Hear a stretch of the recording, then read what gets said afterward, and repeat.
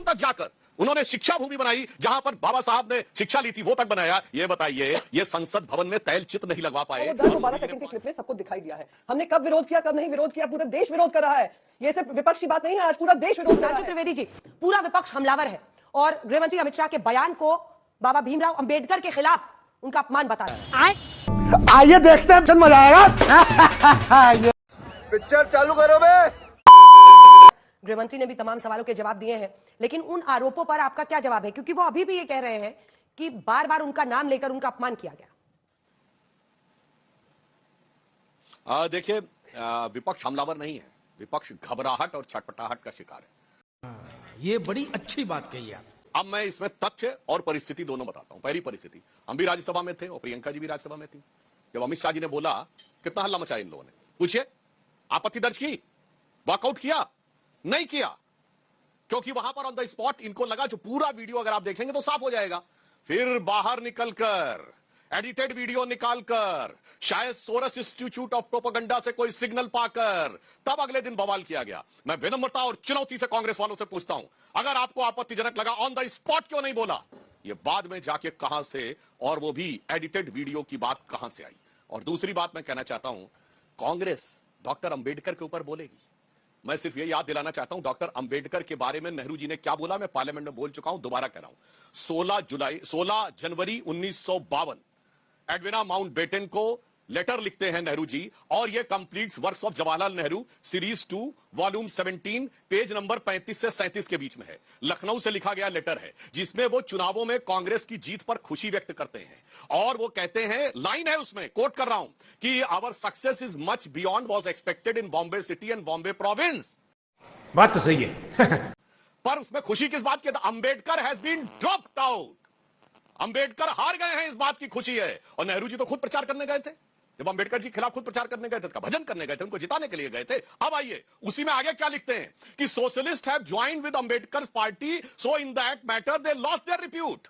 अगर अंबेडकर जी की पार्टी को सोशलिस्टों ने सपोर्ट किया तो उनकी प्रतिष्ठा खत्म हो गई। मगर आगे जो महत्वपूर्ण बात लिखते हैं नेहरू, वो कहते हैं, but Ambedkar has join hands with Hindu communalist. सुनिए, हिंदू कम्युनिस्ट, यानी जो हमको ये कहते हैं कि सांप्रदायिक हिंदूवादी, उनके साथ आ गए। ये है पंडित जवाहरलाल नेहरू के विचार अंबेडकर जी के बारे में।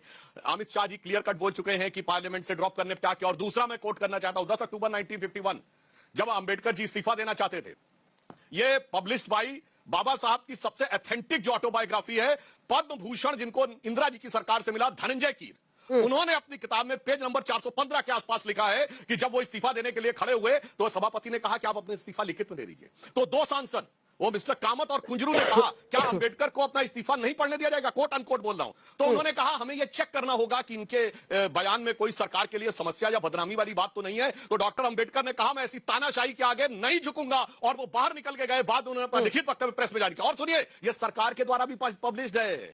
अरे बाप रे, ये तो धोती खोल रहा है। मेरे भाई, आंखें खोल के देखो, कितनी बातें करने की। इसीलिए कहते हैं, आज जो अंबेडकर जी के प्रति भक्ति नजर आ रही है, उसे पंचतंत्र में बगुला भगत और असली भगत का जो अंतर है, वो आज कांग्रेस में दिखाई पड़ रहा है। और जो मैंने फैक्ट बोले हैं, आए बाएं बोलने की बजाय कांग्रेस के नेता और प्रियंका जी तो वहां थी राज्यसभा में, जवाब देकर जाए कि उस समय क्यों नहीं रिएक्ट किया। ठीक है प्रियंका जी, अगर गलत लगा था, आप उस वक्त राज्यसभा में थी, उनका यह सवाल है कि अगर गलत था तो उस समय कोई क्यों नहीं वहां से निकला?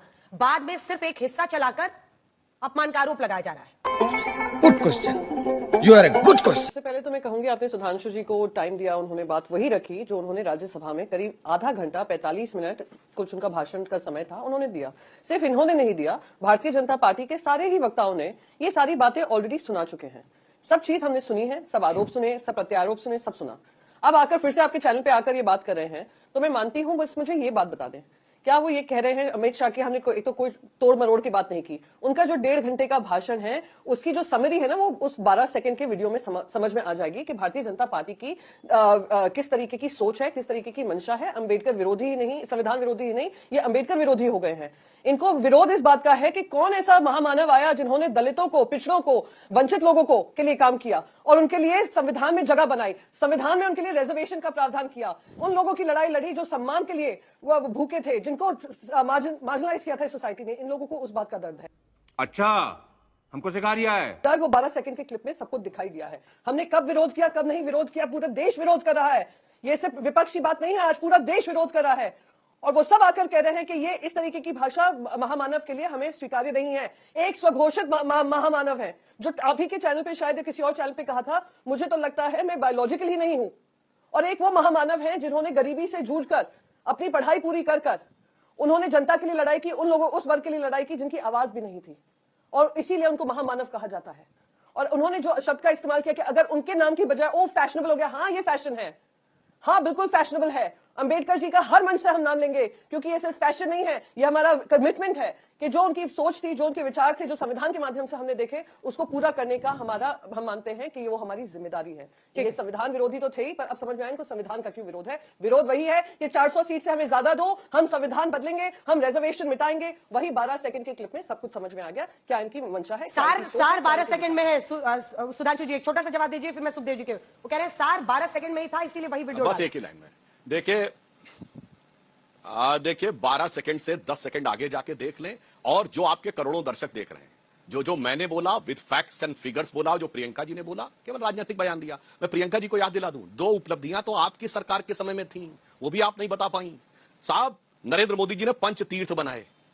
जब बाबा साहब अंबेडकर की जन्म स्थान महू के ऊपर कांग्रेस ने स्मारक बनाने से मना कर दिया, जब हमारी सरकार आई, मध्य प्रदेश में पटवा जी के समय में बना।